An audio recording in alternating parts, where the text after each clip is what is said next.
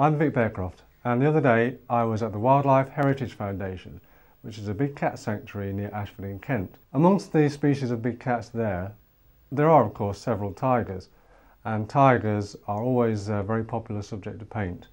And it's easy to see why when you look at this photograph of this handsome young fellow who posed for us on that day. Now what I've done initially is roughly sketched out the outline and the stripes, getting the proportions correct of the tiger in a soft pencil. And you can do this either by gridding up, freehand, or you can use trace down if you prefer. After we've done our initial pencil sketch, what we need to do first is, using a hard black pastel, do a more substantial drawing. So this drawing will in fact be our basis for everything else. When the colour goes on top, you'll still be able to see the outline underneath. Now the pastels I'm using for this are Conte hard pastels, and what you need to do is use the edge of the pastel to get a nice sharp point. And we'll begin putting details in around the eyes, the nose and the mouth. So make sure when you start just to keep these lines quite light and sketchy. We don't need anything too heavy at this stage. You just need to keep referring back to your photo when you're doing your drawing, so that to make sure that everything is in the right place. So we've sketched in the eyes, we'll sketch a little bit around the nose. The important thing to remember when you're painting a tiger is the stripes. Of course, that sounds obvious, but it is in fact the stripes, the length, the shape, the width, etc., that actually gives the tiger its form. So when you're studying the tiger or the photograph, just try to follow the curves, if you like, of the stripes.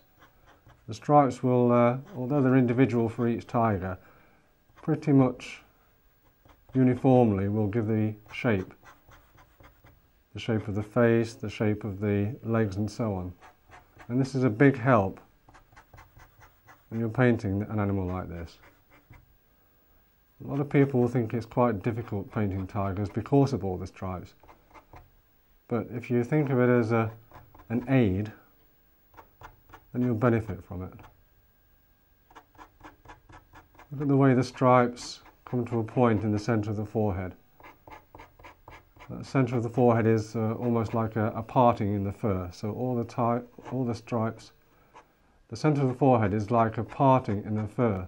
So all the stripes will converge into that parting. You'll find that you need to vary the strokes of your pastel as well. Sometimes you need to stroke upwards, and sometimes you need to work around like this. It all depends on the direction of the fur growth. So again, this is an important study point when you're either looking at photographs or looking at the tigers in zoos, on TV, etc. Now we'll do the ears. Tigers have quite black tips on the ears, so you can thicken that off a little bit. And then a little bit of fur suggestion around the bottom. And then the same on this side. So bring it around, nice little black tips. Create a little bit of shadow inside the ear. This will help later on too. And continue with the stripes around the face. This may seem a little long-winded, but in fact it'll be worth it in the end, because most of the hard work is done at this stage.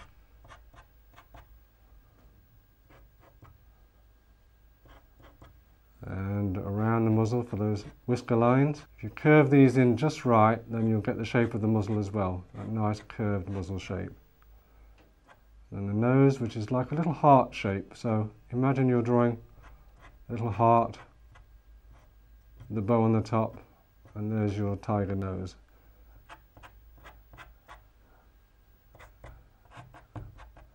Okay, bring some of the black down into the chin.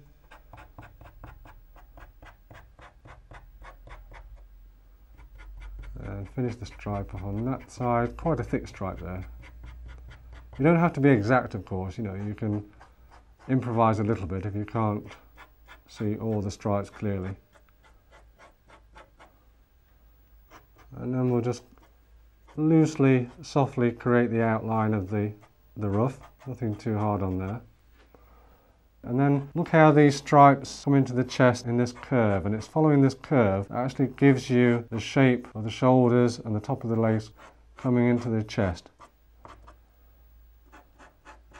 So make sure your stripes are properly curved, and that'll save you all the bother of trying to get the shape of the legs. The stripes do it all for you. And then we can loosely sketch in the paws outside of the leg, very, very gently on the outside. We don't want a hard black outline. And just suggest the claws and the toes there.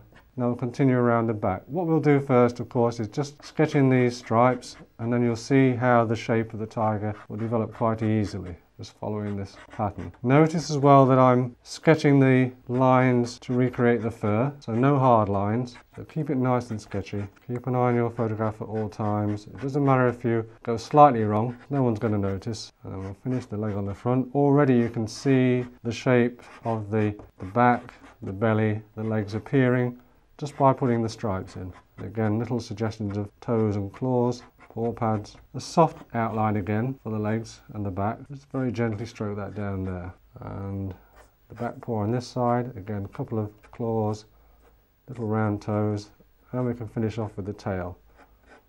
The tail has rings to it. So again, if you curve the rings, the ringed stripes of the tail, and that gives you a sense of the roundness as well.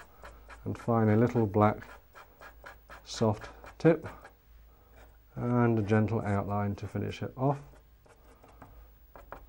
And that's our initial black pastel outlining.